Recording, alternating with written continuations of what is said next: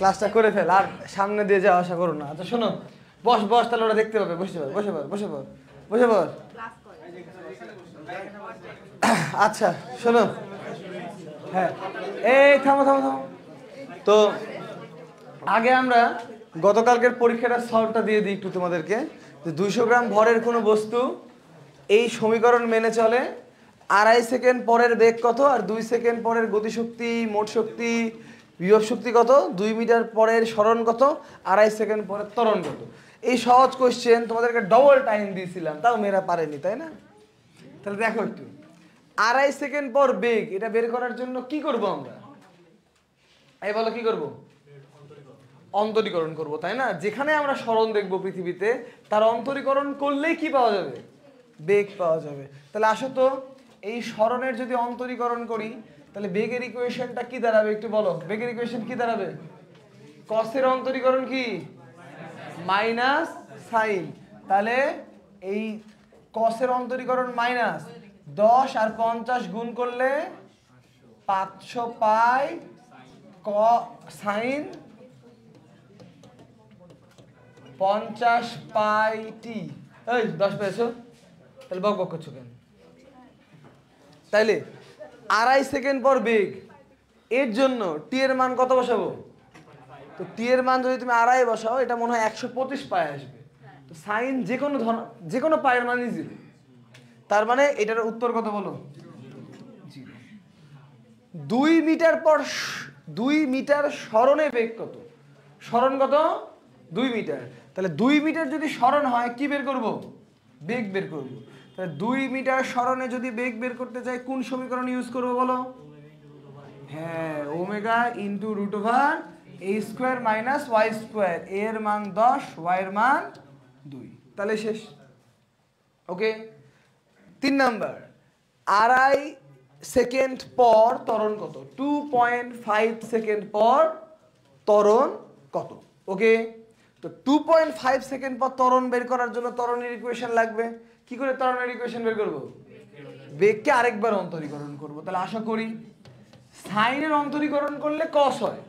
তাহলে আগের মতো মাইনাস থেকে গেল, এই 50 দিয়ে 500 কে গুণ হবে। তাহলে সিস্টেমটা দেখো, ক্যালকুলেটর ছাড়া করতে গেলে 5 5 এ 25, 1 2 3, 3টা শূন্য, পাই পাই গুণ হয়ে পাই স্কোয়ার কস 50 পাই টি। এখন বিষয় হচ্ছে, টি এর মান তুমি 2.5 বসায় যাই বসাও, একটা ধনাত্মক পাই। মানে দেখো, এটার মনে হয় উত্তর আসবে হচ্ছে 125 পাই, হ্যাঁ কি না? বিজোড় পাই। তো 125 পাই মানে কি -1 হওয়ার কথা না? cos 125 পাই -1 না? তার মানে আলটিমেটলি কি হবে? ভালো করে বিষয়টা বোঝো। এই মাইনাসটা জাস্ট প্লাস হয়ে যাবে, আর কিছু হবে কি? তাহলে জাস্ট ত্বরণের মান কত? এটা হবে 2.5 পাই স্কোয়ার। হাসান, তুই মাইনাস দিছিস নাকি আবার? ঠিক তো? আচ্ছা, আমি আবার ভুল করে তোকে নাম্বার বাড়িয়ে দিলাম নাকি চিন্তা করছি। এই তাহলে এটা তো হয়ে গেল। এবার লাস্ট কোশ্চেনটা কি বলতো?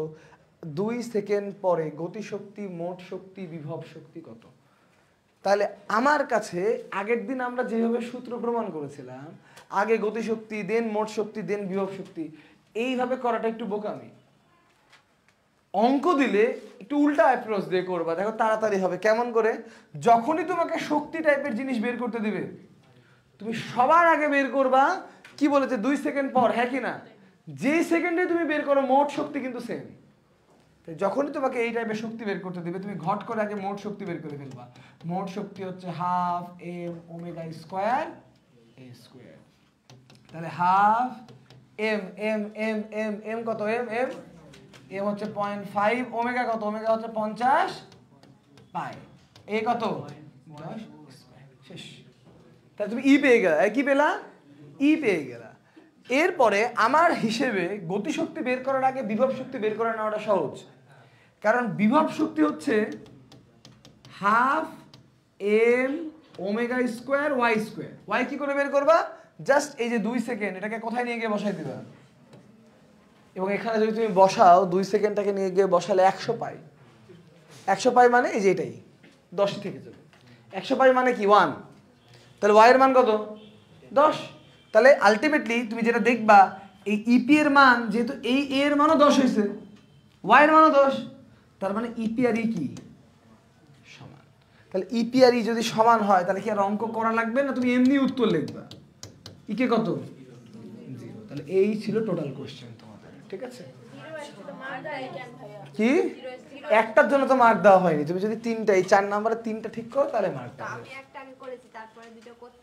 হ্যাঁ ওটার জন্য মার্ক দেওয়া হয়নি, আড়াই করে যদি মার্ক হয় তাহলে 4 আড়াই, এখানে শূন্য, বাকিগুলোতে আড়াই আড়াই আড়াই, এই আর কি, বুঝুনি? এটা এটা হলো বিষয়।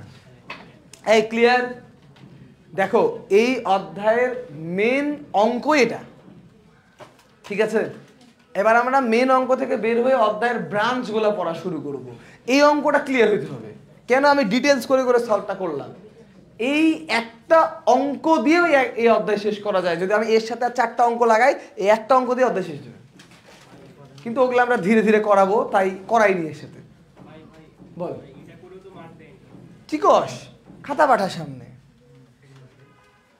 দেখি, তোর কি হাসানের মতো কাহিনী করলো নাকি? তুই ভি বের করেছিস কেন? মার্ক দানি লিখে দিয়েছে, তোর 1 মিটার পার সেকেন্ডের জন্য মার্ক কাটা হয়েছে। তোর শেষ করা যায় যদি আমি এর সাথে আর 4টা অঙ্ক লাগাই, এই একটা অঙ্ক দিয়ে অধ্যায় শেষ হবে। দেখ পাই লিখিসনি, দেখ আমি খালি চোখে দেখতে পাচ্ছি। তার 2টা অঙ্ক অলরেডি ভুল হয়ে গেল। তারপরের অঙ্কে তুই দেখ এখানে একটা শূন্য এক্সট্রা হয়ে গেছে, না কি কাটাকাটি করেছিস বুঝতে পারিনি, আমি তো বুঝতে পারছি না। ওগুলো আমরা ধীরে ধীরে করাবো, তাই করাইনি এর সাথে। ওকে ঠিক আছে, ঠিক আছে। তাহলে আসো আজকের পড়া শুরু করি। আজকে কি পড়াবো আগের দিন বলেছিলাম, এই একটা অঙ্ককে তুই দেখ কি বুঝতে পারিনি, আমি তো বুঝতে পারছি না। ওগুলো আমরা ধীরে ধীরে করাবো, তাই করাইনি এর সাথে। কি রে সব সাউন্ড চালু করে দিয়েছিস যে, একটা হেডফোন রাখতে হবে বাবা। ওকে এই আগের দিন বলেছিলাম আজকে কি পড়াবো? সরল দোলক পড়াবো, ভুলে গেছো? তাহলে আসো আজকে আমরা পড়বো সরল দোলক বা সিম্পল পেন্ডুলাম। তুই কি রেকর্ডটা চালু করেছিস? ওটা বেশি জরুরি। সিম্পল পেন্ডুলাম লিখলাম না, পেন্ডুলাম নেক্সট যাও। তাহলে সবার আগে এই সরল দোলকটা আমার জানা মতে তোমরা 9-10-এ পড়েছো, আমাদের অফিসে আছে, তুই সে একটু খুঁজে বাইর করিস। তাহলে এই দেখো সরল দোলক মোটামুটি এরকম, আমি বানিয়ে ফেললাম হাতে একটা সরল দোলক, মোটামুটি এরকম। এটা এরকম করে দুলে দেখো, এই ঠিক আছে, এটাই সরল দোলক। এখন এই সরল দোলক যে SHM মোশন দেয় বা এই সরল দোলকের গতি যে SHM ডিনোট করে, এই জিনিসটা আমাদেরকে রিয়েলাইজ করতে হবে, ঠিক আছে? তাহলে আসো প্রথমে SHM এর কথা বাদ দাও, আগে আমরা একটা কিউট সরল দোলক তো আঁকি, তারপর দেখবো নি। তাহলে মনে করো আমরা সরল দোলক আঁকার জন্য একবারে প্রস্তুত। আমরা সরল দোলক আঁকার জন্য সুন্দর একটা দড়ি নিয়ে নিলাম, সেই সুন্দর একটা দড়ি, এবং এই দড়ির মাথায় একটা কিউট বৃত্ত আমরা নিয়ে নেব। ওহ অসাধারণ! এই বৃত্তটার আমরা একটা কালার দিব, কি রঙের নিব বলো? লাল। লাল নিলাম, লাল। এলাম, আমাদের পারফেক্ট একটা সরল দোলক হয়ে গেল। এবার এই সরল দোলকটাকে আমরা কি করব দেখো, এই সরল দোলকটাকে আমরা দুলাবো। তো সরল দোলকটাকে আমরা যদি একটু দুলাই, তার জন্য এই পুরোটাকে সিলেক্ট করে নিই আমরা। এখন আমরা এটাকে কপি করলাম, দিয়ে সুন্দর করে দেখো এদিকে নিয়ে আসলাম। চিন্তা করো না, ঠিক হয়ে যাবে। দেখো দেখো এই আমার একটা বেশি করেছি নাকি, তাই তো? পারি না তো আজকে।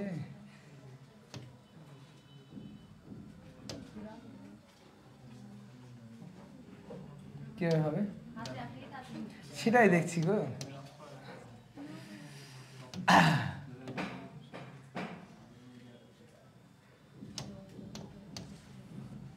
একটু ঘুরাবো তো, এইভাবে করে ঘুরালে মানে তোমাদেরকে একটা জিনিস দেখাবো, এই জন্য এত কষ্ট করছি।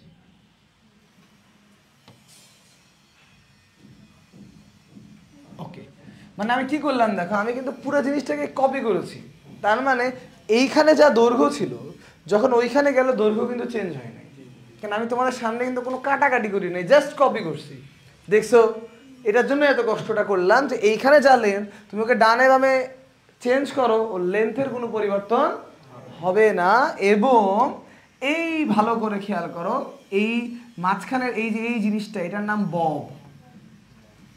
এই ববের সেন্টার থেকে এই ঝুলন বিন্দু পর্যন্ত ইন টোটাল দৈর্ঘ্যটাকে বলা হয় কার্যকরী দৈর্ঘ্য ক্যাপিটাল। টোটাল দৈর্ঘ্যটাকে বলা হয় কার্যকরী দৈর্ঘ্য ক্যাপিটাল এল। এবং এই এল এর মধ্যে তাহলে তুমি দেখতে পাচ্ছ যে দুই ধরনের দৈর্ঘ্য আছে। কি কি দৈর্ঘ্য আছে দেখো, এইখান থেকে এই পর্যন্ত দৈর্ঘ্যটাকে আমরা বলতে পারি স্মল এল। দেখো এইটুকুটাকে আমরা কি বলতে পারি, স্মল এল। আর এই যে বব, এই ববের যে ব্যাসার্ধটা, এটাকে আমরা বলতে পারি স্মল আর। সো আমরা যে কোনো মোমেন্টে বলতে পারি ক্যাপিটাল এল উইল বি তারের দৈর্ঘ্য প্লাস ববের ব্যাসার্ধ। সবসময় যে তারের দৈর্ঘ্য প্লাস ববের ব্যাসার্ধ, এই দুইটার যোগ করলে এই কার্যকরী দৈর্ঘ্যটা হবে। ঠিক আছে? আর এটাকে মনে করো তুমি যদি যে কোনো জায়গায় ছেড়ে দাও, সেরকম করে দোলাদলি করবে, করুক, এটা কোনো বড় বিষয় না। ফ্যাক্ট হচ্ছে এই যে বিন্দুটা, এই বিন্দুটাকে আমরা এমন একটা বিন্দু হিসেবে সিগনিফাই করতে চেয়েছি যেই বিন্দুটার আমরা নাম দিয়েছি বিস্তার।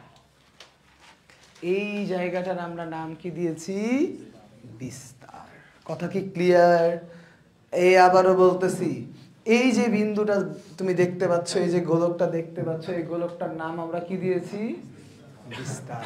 মানে ভালো করে খেয়াল করো, সরল দোলকের এই ববটাকে তুমি হাতে করে এই পর্যন্ত নিয়ে গেছো, দেন ছেড়ে দিয়েছো।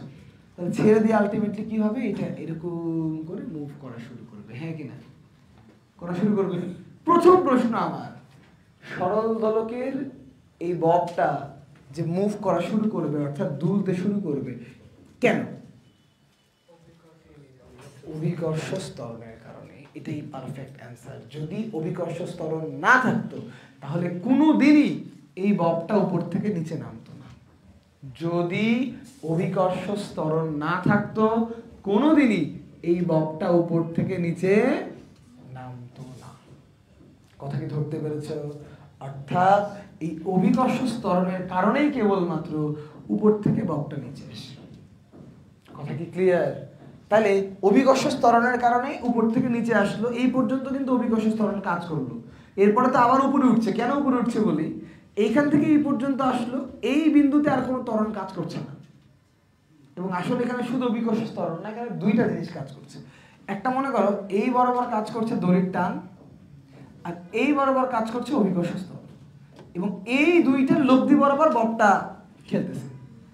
এখন বিষয় হচ্ছে যখন ঠিক এই নিচের বিন্দুতে আসে তখন আলটিমেটলি এর উপরে নেট কোনো বল কাজ করে না, মানে কার্যকরী কোনো বল থাকে না।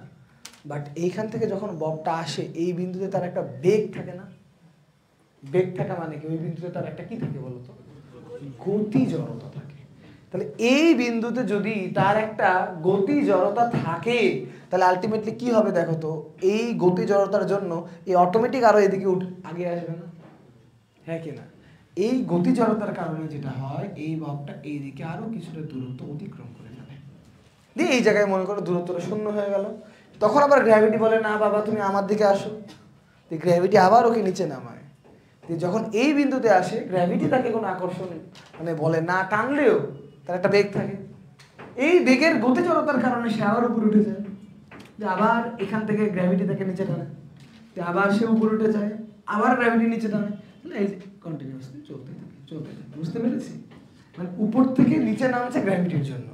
বাট একবারে যেটাই দেখো, এই পথের যেটা মিডিল পয়েন্ট, একবারে সাম্যাবস্থান, এই পয়েন্টে গিয়ে গ্র্যাভিটি আর টানছে না। বাট এখানে তো ওর একটা বেগ থেকে গেছে। আমি একটা বল ছুঁড়ে মারলে বলে তো একটা বেগ থাকে, ওই বেগে তো বলটা সামনে যাবে, ওই বেগেই এই ব্যাটা এতখানি চলে গেল, দিয়ে মনে করো বেগ শূন্য। বাট ওই মোমেন্টে আবার গ্র্যাভিটি কি করছে, টানছে। তাহলে এই কন্টিনিউয়াসলি এটা চলতে থাকবে। এবং যদি বাতাসের বাধা বা কোনো ঘর্ষণ না থাকে এটা কন্টিনিউয়াসলি চলতেই থাকবে। এটাই হচ্ছে মেন কথা। ঠিক আছে? তো এখন আমরা দেখি যে এখানে মেন ঘটনাটা কি হচ্ছে, দেখি কি হয়। সেটা নিয়ে আগে কথা না বলি, আগে একটু বিষয়টাকে বুঝি।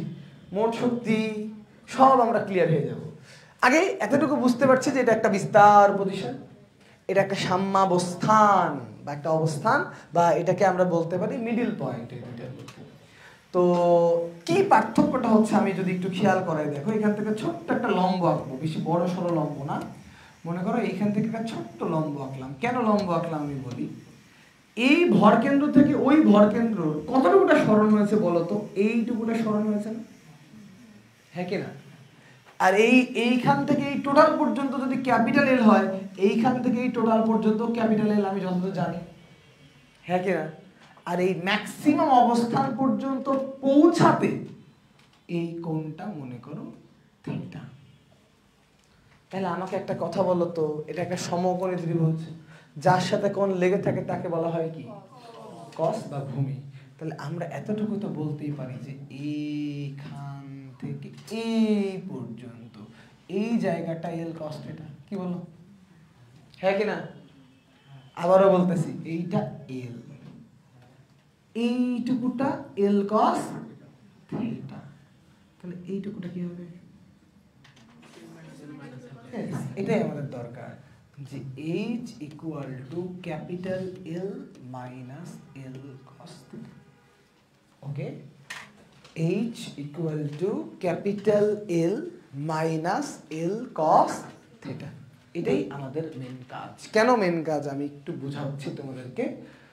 এই দুইটা বিন্দু নিয়ে কথা বলি। এটাকে মনে করো আমরা এ বিন্দু নাম দিলাম, এটাকে বি বিন্দু নাম দিলাম। এ বিন্দুটা হলো বিস্তারের বিন্দু, এই বি বিন্দুটা মনে করো সাম্যাবস্থানের বিন্দু। কিসের বিন্দু? সাম্যাবস্থানের বিন্দু। বা নাম নিয়ে ভয় লাগলে মনে করো এটা মিডিল বিন্দু বা মধ্য বিন্দু। ঠিক আছে? এখন এই এ আর বি বিন্দু হোক আর এর গতিপথের যে কোনো বিন্দু হোক, আমরা একটা আলু জানি, সেই আলু হলো শক্তি সংরক্ষণশীলতা, যেটা পৃথিবীর যে কোনো মোমেন্টে যে কোনো বিন্দুতে যে কোনো জিনিসের জন্য সত্য। জানি কিনা? জানি। তাহলে আমরা এ আর বি বিন্দুর জন্য যদি লিখি এ বিন্দুর মোট শক্তি ইকুয়াল টু বি বিন্দুর মোট শক্তি, আমি কি কোনো অপরাধ করলাম? দেখো তো, এ বিন্দুর মোট শক্তি ইকুয়াল টু বি বিন্দুর মোট শক্তি, এটা বললে কি আমরা কোনো অপরাধ করেছি? নিশ্চয়ই করিনি। সো আমরা বলতেই পারি এ বিন্দু আর বি বিন্দুর মোট শক্তি সমান। এই মোট শক্তিকে ভাঙলে দুইটা শক্তি পাওয়া যায়, একটা গতি শক্তি, একটা বিভব শক্তি। প্রথমে আমরা এ বিন্দুর দিকে তাকাই। এ বিন্দু বিস্তার, বিস্তারের বেগ কত? 0। লাস্ট মোমেন্টে আমার হাতের মধ্যে তো বল আছে, তো বেগ করতে আসবে ভাই। তাহলে বেগ যদি 0 হয়, তাহলে সমগ্র শক্তির মধ্যে গতি শক্তি কত? 0। তাহলে পুরো শক্তিটাই কি? আর এটাকে যদি আমরা গ্রাউন্ড লেভেল চিন্তা করি, এটাকে যদি আমরা ভূমি স্তর চিন্তা করি, ভূমি চিন্তা করি, তাহলে এই বিন্দুর বিভব শক্তি 100% mgh। হ্যাঁ কি না? তাহলে আমি এই বিন্দুর শক্তিতে লিখতে পারি mgh প্লাস 0। আগে দেখো এই বাম পাশটা ক্লিয়ার কিনা। এ বিন্দুর মোট শক্তি mgh প্লাস 0। 0 কেন? বেগ নাই, তাই কোনো গতি শক্তি নাই। তাহলে বুঝতে পারলি বিস্তারের মোট শক্তিটা কি শক্তি? বিভব শক্তি। ওকে, এবার বি বিন্দুতে আসি। বি বিন্দুর দিকে যদি তুমি নজর দাও, তাহলে বি বিন্দু কিন্তু একবারে ভূমিতেই আছে, আর ভূমিতে যে থাকে তার বিভব শক্তি কত? তাহলে পুরো শক্তিটাই কি? তাহলে আমরা এখানে বি বিন্দুতে বলবো 0 প্লাস হাফ mv স্কয়ার। আমাকে বলো এইটুকুতে কি কোনো সমস্যা আছে? এইটুকুতে কোনো প্রবলেম, কোনো অপ্রবলেম কিছু আছে? Very good. তাহলে আমরা এইটুকুতে বুঝতে পারছি। এবং এখান থেকে এম টেম কেটে গায়েব করে দিলে তোমাদের বাচ্চা কালের একটা লাইন আসবে, চাইলে আমি ডাইরেক্ট লিখতে পারতাম V square equal to 2g। সেটা আসুক, এটা কোনো বিষয় না, কারণ এখানে জি ছাড়া আর কেউ কাজ করতেছে না। সো জি এর জন্য যদি কোনো কিছু হয়, মানে জি এর জন্য বেগের পরিবর্তন হলে সারা জীবন নট অনলি সরল দোলক, পৃথিবীতে যাই আছে যেখানে খালি জি এর জন্য ঘটনা অঘটনা দুর্ঘটনা ঘটবে, সেখানে V square equal to 2gh হবে, যদি জি ছাড়া আর কেউ কাজ না করে। এখানে জি ছাড়া আর কেউ কাজ করতেছে না, আমাদের শরীরের কোনো কাজ নাই এখানে। তো যেহেতু শুধু আমরা কাজ করতেছি, অবশ্যই বাচ্চাকালের সূত্রই হবে V square equal to 2gh। ঠিক আছে? তো যাই হোক, ওটা ফার্দার আমরা পরে শিখে নেব। এখন এই এইচ এর মানটা আমরা একটু বসিয়ে দিই, L minus L cos theta. দেখি কি হয় এইচ এর মানটা একটু বসিয়ে দেখি না। মজা মানে কি বলবো, মজাই মজা। 2g, এলটা কমন নিয়ে নিলাম, দেখো 1 মাইনাস কস থিটা। দেখো এল কমন নিলে 1 মাইনাস কস থিটা না? এই 2g এল কমন নিলে 1 minus cos theta 1 minus cos theta so এবার কি করব আমরা দেখো 1 minus cos theta এর ফর্মুলা কি তোমরা ত্রিকোণমিতিতে পড়েছো 1 minus cos theta এর formula 2 sin square theta by 2 ঠিক আছে তাহলে দেখো তো আমরা এটাকে কি লিখতে পারি 2gl into 2 sin square theta by 2 এটা হচ্ছে v square তাহলে এইখান থেকে আমরা v equal to কি পাবো বলো দেখি এখান থেকে v equal to আমরা পাবো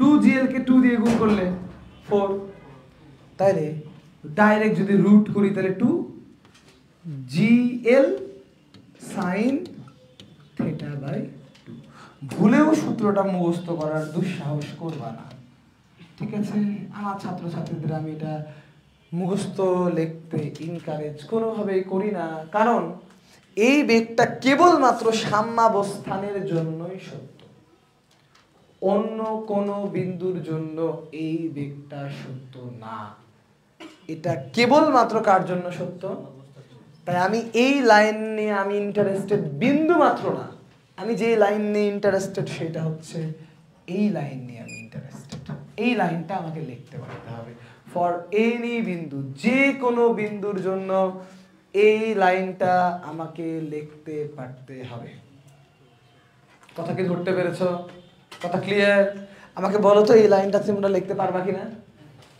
পারবা আচ্ছা যদি ওই লাইনটা তোমরা লিখতে পেরে থাকো তাহলে আমি যে তোমাদেরকে সাম্যাবস্থানের বেগ বের করতে বললাম না সাম্যাবস্থান না দুনিয়ার যে কোনো বিন্দুর বেগ তোমরা বের করে দিতে পারবা আমি সাম্যাবস্থান ব্যতি রেখে অন্য কোনো বিন্দুর জন্য একটা কোশ্চেন একটু বানাই দেখো ধরো আমরা এরকম করে দিলাম এই এবার হাতে আঁকতেছি অত ফ্যাশন করতেছি না এই মনে করো এ ঠিক আছে তাহলে এইটা মনে করো এ বিন্দু এইটা মনে করো বি বিন্দু এইটা মনে করো সি বিন্দু আমি তোমাকে বলে দিলাম এ বিন্দুর কোণ মনে করো থিটা ঠিক আছে বিস্তার এই বিন্দু কি আর এই সি বিন্দুটা কোণ করে আছে থিটা ড্যাশ কত কোণ করে আছে আমার কোশ্চেন ইজ ভেরি সিম্পল আমার কোশ্চেন হচ্ছে সি বিন্দুতে বেগ কত এইটা হচ্ছে আমার প্রশ্ন আমার প্রশ্ন হচ্ছে সি বিন্দুতে বেগ কত এই হচ্ছে সিম্পল কোশ্চেন খুব কঠিন কোনো প্রশ্ন তো আমরা কি করব যে কোনো বিন্দুতে যদি আমাকে বেগ বের করতে দেয় আমাদের টেকনিক খুবই সহজ আমাদের টেকনিক হচ্ছে আমরা ইউজ করব EA ইকুয়াল টু ই যেই বিন্দুতে বেগ বের করতে বলবে ওর সাথে আমরা বিস্তারকে তুলনা করব যেই বিন্দুতে বলবে ওর সাথে কাকে তুলনা করব বিস্তারকে তুলনা করব এখন দেখি এবার তোমরা পারো কিনা আমার জানা মতে এই বিন্দুর শক্তিতে কোনো পরিবর্তন হবে না তাহলে এই বিন্দুতে বিভব শক্তি mgh গতি শক্তি 0 বাট আমাকে বলো সি বিন্দুতে কি বিভব শক্তি বা গতি শক্তির মধ্যে কোনটা আছে যেটা 0 না সি বিন্দুতে বিভব শক্তি বা গতি শক্তির মধ্যে অন্য কোনো শক্তি আছে যেটা 0 আছে আছে তাহলে যেহেতু বিভব শক্তি বা গতি শক্তির মধ্যে অন্য কোনো শক্তি সি বিন্দুতে নাই এই জন্য আমরা মানে দুটোই আছে তাহলে আমরা কি বলবো গতি শক্তি প্লাস বিভব শক্তি তাহলে আমরা কাজ করি এটা থিটা ড্যাশ দেওয়া আছে না তাহলে সি বিন্দুর এইচ কে মনে করি ফেলে এইচ ড্যাশ তাহলে আমরা বলতে পারবো বিভব শক্তি হচ্ছে mgh ড্যাশ আর গতি শক্তি হাফ mv স্কয়ার এই ভিটাই আমাদের দরকার তোমরা আমাকে ভালো করে বলো এই লাইনটা বুঝতে পেরেছো কিনা এটা বুঝতে পারলে বাকিগুলো 1-2 দিন পর হলেও বুঝে যাবে নিজে নিজে বুঝে যাবে এই লাইনটা ক্লিয়ার কিনা দেখো এই লাইনটা ফিজিক্সের প্রত্যেকটা অধ্যায়ে লাগবে সেটা সরল দোলক হোক আর অসরল দোলক হোক লাগবেই লাগবে ক্লিয়ার আরে আল্লাহ রে এইচ ড্যাশ মানে সি অবস্থানের উচ্চতা ধরে নিলাম হ্যাঁ এমনি থেকে ওখানে থিটা ড্যাশ দেওয়া আছে না তো কি ধরবো মনে করলাম এইচ ড্যাশই ধরি বুঝলি এই আর কি মানে মনে করো দাদার চুল পেকে গেছে মনে করি দাদিরও চুল পেকে গেছে এরকম টাইপের বিষয় বুঝলি আচ্ছা শোনো এবার তাহলে এখন ওই ভিটা আমাদের লাগবে এম গুলা কাটবে কাটো কিসের এম পালা এখান থেকে তাহলে ভি স্কোয়ার ইকুয়াল টু দেখো আমরা লিখতে পারবো 2gh মাইনাস এইচ ড্যাশ। হ্যাঁ কি না দেখছো? এবং এটাই হওয়া উচিত না। Ultimately H minus H dash মানে তো উচ্চতার পার্থক্য। যতটুকু উচ্চতার পার্থক্য হলো তার জন্য তো বেগের পরিবর্তন হবে। টোটাল এইচ হচ্ছে এই মনে করো এইটুকুটা, এইটা আর এইটার এই বিয়োগফলের জন্য এইটুকুর জন্যই তো আলটিমেটলি তোমার বেগটা হবে, তাই না? এটাই তো মেইন কনসেপ্ট। যত নিচে নামবা বেগ তত বাড়বে। এখন এইচ আর এইচ ড্যাশের মানটা আমি বসাবো, তোমরা খালি দেখো আমি কি করলাম। 2g এইচ এর জায়গায় তো আমরা l মাইনাস l cos θ লিখলাম কি না? তাহলে এইচ যদি l মাইনাস l cos θ হয় তাহলে এইচ ড্যাশ হবে l minus l cos θ dash. আর তো কিছুই না। দেখো এই টোটালটা l, এই টোটালটাও l, তাহলে এইটুকুটা l cos θ ড্যাশ হবে। কারণ এবার কোন থিটা ড্যাশ, আগের বার কোন কি ছিল? থিটা। তাহলে আমরা কি করব দেখো, এইচ ড্যাশের মান বসাইলাম মাইনাস l মাইনাসে মাইনাসে plus l cos θ dash. l হজে and our answer is very cute. 2gl common, এটা প্লাস হয়ে গেছে cos θ dash minus cos θ equal to V square. ফিলিংসটা আমি দেবো একটু পরে, দেখো ফিলিংস খালি দেওয়া শুরু লাও। 2gl cos θ dash minus cos θ, এটাকে কি আমি আমার ভাষায় লিখবো? দেখো তোমরা 22 ব্যাচের মতো আমাকে কিন্তু এই নাম দিয়ে দেখো না, ঠিক আছে? 22 ব্যাচ আমাকে একটা পচা নাম দিয়ে রাখতো, ওরা আমাকে বলতো বড় ছোট ভাইয়া। 2gl cos ছোট মাইনাস cos বড়, ঠিক আছে? মানে 22 ব্যাচকে আমি যেই মোমেন্টে পড়ানো শুরু করেছিলাম তখন যে টাইম ছিল ওর মধ্যে আমি ওদেরকে সব পড়িয়েছি, তো তখন তো মনে রাখা লাগবে অল্প অল্প। তাই আমি ওদেরকে বলতাম শোন, এত কিছু তো মনে রাখার বয়স নাই, কি মনে রাখবি? এখানে রুট আছে, তুই জানিস রুটের মধ্যে কোনোদিন নেগেটিভ আসবে না। 2gl কোনোদিন নেগেটিভ হবে না, তাহলে পরের অংশটা কি নেগেটিভ বানানো যাবে না? cos ছোটর মান বেশি না বড়র মান বেশি? cos ছোটর মান বেশি, তাহলে বড় থেকে ছোট তো বিয়োগ করতে হবে, হ্যাঁ কি না? তাহলে ভেরি সিম্পল, অত কিছু বলে লাভ আছে নাকি? তুই খালি প্রশ্ন দেখবি আর উত্তর করবি। V equal to root over 2gl cos ছোট মাইনাস cos বড়, কারণ অন্য কিছু করলে নেগেটিভ উত্তর আসবে। বুঝতে পারছো? বললাম বলে চিল অ্যান্ড চিল, ঠিক আছে? তো তোমরা কিন্তু ওরকম করে ছোট বড় ভাইয়া নাম দিও না আমাকে। তাহলে রুট ওভার 2gl cos θ ছোট মাইনাস cos বড়, ঠিক আছে? এই ক্লিয়ার? তাহলে এই ফর্মুলা আবার খেয়াল করো, এইচএসসিতে ডাইরেক্ট এটা ইউজ করা যাবে না। তুমি ডাইরেক্ট এই লাইন লিখতে পারবা যদি তুমি এই লাইনটা পরীক্ষায় লিখে থাকো। এই লাইনটা লেখার পর তুমি লেখো ডাইরেক্ট, এটা আমার কোনো সমস্যা নেই, কোন কলেজের কোনো স্যারের কোনো সমস্যা নেই। তুমি মাথায় একটু 2-3 লাইন স্কিপ করতে পারো, নো প্রবলেম এট অল, কিন্তু তোমাকে এই লাইনটা লিখতেই হবে। এইটা চুরি করে এটা থেকে তুমি এটা লেখো, টিচার 0 দিয়ে দিবে। বেসিক লাইন হচ্ছে এই 2 নাম্বার লাইনটা, ঠিক আছে? এখান থেকে আমি যে কোনো সূত্র বানিয়ে নিতে পারবো। কথা ক্লিয়ার? আচ্ছা, এখন এই একটু আগে আমরা যে অঙ্কটা করলাম বা এখন যে অঙ্কটা করলাম, আমরা মেনলি একটা সরল দোলকের ববের যে কোনো বিন্দুতে বেগ বের করেছি, এবং বেগ বের করতে গিয়ে আমরা একটা মজার জিনিস দেখলাম, এই বেগটা ববের ভরের উপর 4 আনাও নির্ভর করে না। অর্থাৎ ববে যদি একটা লোহার বল ঝুলানো হয়, একটা সোলার বল ঝুলানো হয়, একটা প্লাস্টিকের বল ঝুলানো হয়, বা মনে করো আমরা কাকে ঝুলাবো, যে ও এখানে একা একা বসে বসে পড়াশোনা করছে না, কিন্তু ওকে আমরা ঝুলিয়ে দিলাম, কিচ্ছু যায় আসে না, সকলের বেগ কি হবে? সমান হবে, কারণ এই পুরো ইকুয়েশনের মধ্যে ভরের কোনো টার্ম নাই। আরেকটা মেজর ইম্পর্টেন্ট ফ্যাক্ট দেখো তো, এই অঙ্কটা করার সময় আমি থিটার কোনো কন্ডিশন তোমাদেরকে দিছি? এই অঙ্ক করার সময় আমি জাস্ট শক্তি সংরক্ষণশীলতা ইউজ করেছি, যেটা পৃথিবীর সব জায়গায় সত্য। তাই এই কনসেপ্ট ইউজ করার জন্য এটাকে এসএইচএম হওয়ার কোনো দরকার নাই। এসএইচএম হলেও হবে, না হলেও হবে। মানে এই সরল দোলক যদি এরকম করে দুলে, দেখো এটা তো আসলে সরল দোলক বলা যায় না এটাকে, বাট এরকম করে তো দুলতে পারে। দেখো গতিপথ কি সরল রেখা হচ্ছে? সরল রেখা না হলে কি এটা এসএইচএম হবে? বাট আমি এখন যেটা করালাম এটা এখানেও 100% সত্য, কারণ আমরা কি করেছি? শক্তি সংরক্ষণশীলতা। শক্তি সংরক্ষণশীলতা সারা জীবন সত্য। এসএইচএম এর মধ্যে আমরা ঢুকিনি। তোদের মনে আছে আমি চ্যাপ্টার 5-এ তোমাদেরকে এটা পড়াইনি? কারণ এই অধ্যায় পড়াবো এবং এখন পর্যন্ত আমরা চ্যাপ্টার 5-এর অংশটা শেষ করলাম, 8-এরটা এখন শুরু করব। কথা বুঝতে পেরেছো? চ্যাপ্টার 5-এ এইটুকু ছিল, যে কোনো মোমেন্টের বেগ বের করা, যার সাথে ওর কৌণিক বিস্তারের কোনো সম্পর্কই নাই। অর্থাৎ ওর এই কোণগুলা যদি 40, 50, 60 ডিগ্রি হয় কিচ্ছু যায় আসে না, কারণ আমরা এখানে সরল ছন্দিত স্পন্দনের কোনো শর্ত ইউজ করি। কথা ক্লিয়ার? এবার আমরা নতুন শর্ত আরোপ করব, নতুন শর্ত আরোপ করব যে আমাদের এই সরল দোলকটাকে হতে হবে SHM। কি হতে হবে? আগের লাইন পর্যন্ত বুঝতে পারছি নাকি? কি বলো? SHM মানে আমাদের এরকম এরকম দুলা হবে না, আমাদেরকে দুলতে হবে, বুঝতে পেরেছো?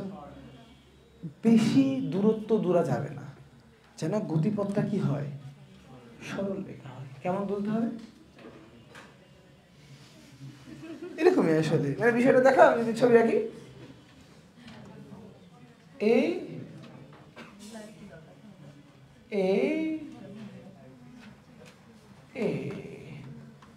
কেমন গতিপথটা, কেমন গতিপথটা, অলমোস্ট সরল রেখা, তাই না? এবং এই সরল রেখার জন্য বলছে এই যে থিটা, বা যেটাকে তোমরা বলতে পারো কৌণিক বিস্তার, এই ঘোরার জন্য যে থিটা, বা যেটাকে তোমরা বলতে পারো কৌণিক বিস্তার, এই থিটার মান অবশ্যই 4 ডিগ্রি বা তার কম হতে হবে। যদি এটাকে SHM হতে হয়, SHM হতে হলে থিটার মান 4 ডিগ্রি বা এর কম হতে হবে। বুঝতে পেরেছো? যদি এটা SHM হয় তাহলে থিটার মান 4 ডিগ্রিটা ওয়েতে প্রকাশ করব।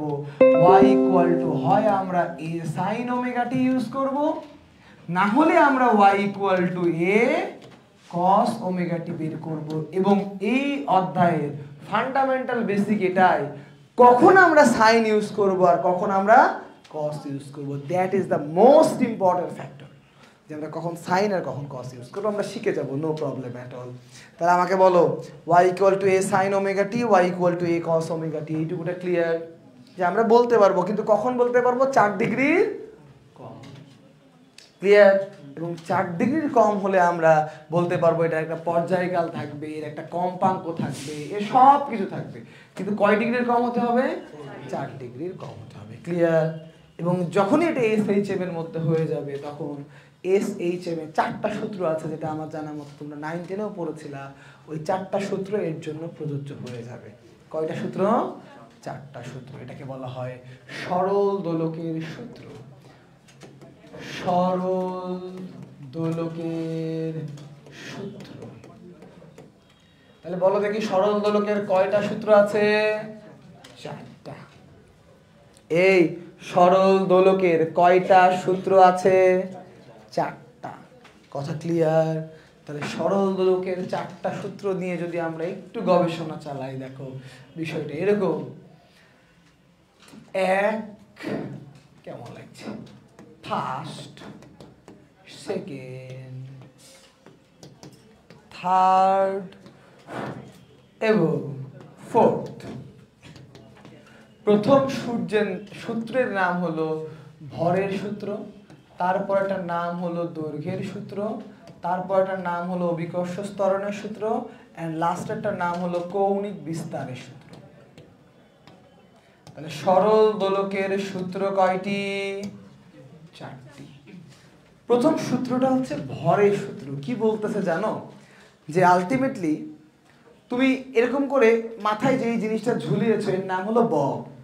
ববের আকৃতি যদি সেম হয়, অর্থাৎ আর যদি সেম থাকে, তুমি ওখানে হালকা বব রাখো, ভারী বব রাখো, ফাঁপা বব রাখো, নিরেট বব রাখো, এর সাথে পর্যায়কালের কোনো সংশ্লিষ্টতা থাকবে না। কারণ আমরা একটু আগেই দেখেছি বেগের ইকুয়েশন তা দিয়ে চেঞ্জ হয় না। তাই 1 নাম্বার সূত্র আমাদেরকে বলতেছে যে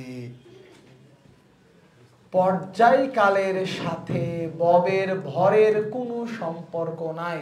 তুমি গাণিতিক টার্মটা দেখলা, কি লিখলাম? এই চিহ্ন দিয়ে বোঝায় কোনো সম্পর্ক নাই। ববের ভরের সাথে পর্যায়কালের কোনো সম্পর্ক নাই। জাস্ট এম লিখলে আবার তোমরা ভুল করবা, ভালো করে লেখো এখানে ববের ভরের সাথে কোনো সম্পর্ক নাই। ওকে, ববের ভরের সাথে কোনো সম্পর্ক নাই। ক্লিয়ার? হ্যাঁ কি না? ওকে, এবার 2 নাম্বারটাকে আমরা একটু প্র্যাকটিক্যালি তোমাদেরকে দেখাতে চাচ্ছি। যদি দেখাইতে পারি ভালো হবে, কিন্তু কিছুই নাই। নাই নাই নাই নাই নাই নাই নাই, দেখি বাইর করা যায় কিনা। গরিবের সরল দোলক। শোনো, এটাই সরল দোলক, এটা হলো দড়ি, এটা হলো বব। একটু ভিন্ন আকৃতির bob, no problem at all. দেখো তোমরা খালি দেখবা যে এই সরল দোলকটাকে আমি কি করে দুলাচ্ছি। না, আমি একবার করে ছেড়ে দিয়েছি মোটামুটি। দেখো বেশি বড় হয়ে গেছে, বেশি বড় বাদ দাও, মনে করো দুলছে দেখো দুলছে, কেমন করে দুলছে দেখছো তো, দেখছো? নাও এবার দেখবা কেমন করে দুলছে। কোনবার তাড়াতাড়ি দুলছে বলো তো? বড় হলে না ছোট হলে? ছোট হলে কিন্তু অনেক তাড়াতাড়ি দুলছে, কারণ ছোট হলেও তাড়াতাড়ি আগের জায়গায় চলে আসছে। তুমি আরেকবার দেখো যারা ধরতে পারো নি, এই দেখো বড়, দেখো একটু হাত ছেড়ে দিয়ে দেখো, আর বড়তে ছোটতে দেখো জোরে দুলছে না? তার মানে দৈর্ঘ্য তুমি যত ছোট করবা পর্যায়কাল তত কমে যাবে। পর্যায়কাল কমে যাওয়া মানেই দ্রুত দুলা। অর্থাৎ সরল দোলকের দৈর্ঘ্যর সাথে পর্যায়কালের সম্পর্ক হলো বর্গমূলের সমানুপাতিক। অর্থাৎ দৈর্ঘ্য যত বড় হবে তত স্লোলি দুলবে, আর যত স্লোলি দুলবে তার মানে পর্যায়কাল বেড়ে যাবে। যতই স্লো দুলবে পর্যায়কাল তত বেড়ে যাবে। ক্লিয়ার? ওকে, ভেরি গুড। নাও জি নিয়ে প্রথমেই আমি ক্লাসের শুরুতে জিজ্ঞেস করেছি সরল দোলক দোলে কেন? অভিকর্ষ ত্বরণের কারণে। সরল দোলক কেন দোলে? তাহলে অভিকর্ষ ত্বরণ না থাকলে কি হবে? দুলবে না। আর অভিকর্ষ ত্বরণ বেশি হলে কি হবে? জোরে দুলবে। জোরে দুলার মানে হচ্ছে টি কম, আর আস্তে দুলার মানে হচ্ছে টি বেশি। তাহলে জোরে দুলার মানে হচ্ছে টি কম। তাহলে ভালো করে বুঝো, সম্পর্কটা হবে এরকম। কেন এরকম? দেখো, জি বাড়লে জোরে দুলবে, জোরে দুললে টি কমবে। যত তাড়াতাড়ি তুমি দুলবা টাইম তত কম লাগবে, তাই না? এই যত তাড়াতাড়ি তুমি দুলবা টাইম তত কম লাগবে না? তার মানে টি ইজ প্রপোর্শনাল টু 1/√g। আরে জি এর মান পরিবর্তনশীল জায়গায় আমরা যাচ্ছি না, যেখানে কনস্ট্যান্ট ওই জায়গায় চিন্তা করছি। তাহলে কি দাঁড়ালো এখানে? T is proportional to √L, T is proportional to 1/√g। হায় রে কপাল, এরা তো বাংলা লেখাও জানে না। কৌণিক বিস্তার, লাস্টেরটা কি? কৌণিক বিস্তার। যদি আমরা কৌণিক বিস্তার নিয়ে কথা বলি, পর্যবেক্ষণ করে দেখা গেল যে যদি 4 ডিগ্রির কম থাকে, 4 ডিগ্রির কম মানে কি? দেখো 1 degree, 2 degree, 1.5 degree, 2.5 degree, 1.2 degree, 1.5 degree, 3 degree, 3.5 degree, 3.8 degree, 3.9 degree আছে কিনা? এই প্রত্যেকটা বিস্তারের জন্য ছেড়ে দিলে দেখা গেল ওর পর্যায়কাল বা পিরিয়ড সেম থাকছে। এর মানে কি? কৌণিক বিস্তারের উপর পর্যায়কাল নির্ভর করে না। বাট কৌণিক বিস্তারটা কত ডিগ্রির কম হতে হবে? 4 ডিগ্রি। তাহলে এখানেও আমরা বলবো কৌণিক বিস্তার নির্ভর নয়, বাট অবশ্যই 4 ডিগ্রি এর ভেতরে। এবং এই সবগুলা সূত্রকে জোড়া তালি দিলে তোমাদের 9, 10-এ যে সূত্রটা ছিল সেটাই পাওয়া যায়। আমার জানা মতে এটা তোমরা দেখে এসেছো, t = 2π√L/g। এই যে 9, 10-এ তোমরা যে সূত্রটা দেখেছো, সকল কিছু জোড়া দিলে আলটিমেটলি এটাই হয়। এবং যেখানে কাঠিন্যের কিছুই নাই, টি মানে পর্যায়কাল আর কম্পাঙ্ক হলো পর্যায়কালের উল্টা। এই তোমাদের মনে নাই যে frequency F equal to 1/t। তাহলে দেখো আমি যদি তোমাকে একটা জিনিস দেই তুমি পর্যায়কাল বের করে ফেলতে পারবা, সেটা হচ্ছে দড়িটা কত বড়। তোমাকে জাস্ট একটা স্কেল দিব, যে তুমি এখান থেকে মাপে বলবা এইটুকুটা হচ্ছে দড়ির দৈর্ঘ্য, তাহলে তুমি এই সূত্র দিয়ে ঠিক পেয়ে যাবে। কথা বুঝতে পেরেছো? জি এর মান তো মোটামুটি তুমি জানো। তাহলে জাস্ট একটা সিঙ্গেল জিনিস যদি তোমার জানা থাকে, সেই একটা সিঙ্গেল জিনিস কি বলো তো? কি কি কি কি দৈর্ঘ্য। কিসের দৈর্ঘ্য? কার্যকরী দৈর্ঘ্য বা ঝুলন বিন্দু থেকে ববের ভর কেন্দ্র পর্যন্ত দূরত্ব যদি তোমার জানা থাকে, তাহলেই কিন্তু পর্যায়কাল বের হয়ে যাবে। কথা কি ক্লিয়ার? এই পর্যন্ত ওকে? তাহলে ভালো করে বলো, বেগ বের করতে পারবা, পর্যায়কালের এই সূত্র দিয়ে অঙ্ক করতে পারবা। এই চারটা সূত্র মনে রাখা কত সহজ দেখো। ভর কৌণিক বিস্তারের উপর নির্ভর করে না, দৈর্ঘ্য আর জির উপর নির্ভর করে। ভর আর কৌণিক বিস্তারের উপর নির্ভর করে না, দৈর্ঘ্যের বর্গমূলের সমানুপাতিক, জি এর বর্গমূলের ব্যস্তানুপাতিক। শেষ। ভর কৌণিক বিস্তারের উপর, আমার সাথে একবার একটু বলো, ভর কৌণিক বিস্তারের উপর নির্ভর করে না, দৈর্ঘ্যের বর্গমূলের সমানুপাতিক, জি এর বর্গমূলের ব্যস্তানুপাতিক। এর বাইরে কিছুই নাই। এই পর্যন্ত ক্লিয়ার? সামনের দিন এটার এসএইচএম টাইপের ম্যাথ করবো আমরা। এটা তো 9 দিনের ম্যাথ গেল। কথা ক্লিয়ার? বন্ধ দা খাতা আর পাসিং দা চিরকুট। তাহলে সবাই বার্গার পেয়েছো? ওকে, দ্যাট ইজ গুড। না অফ করেছিস? করে দে।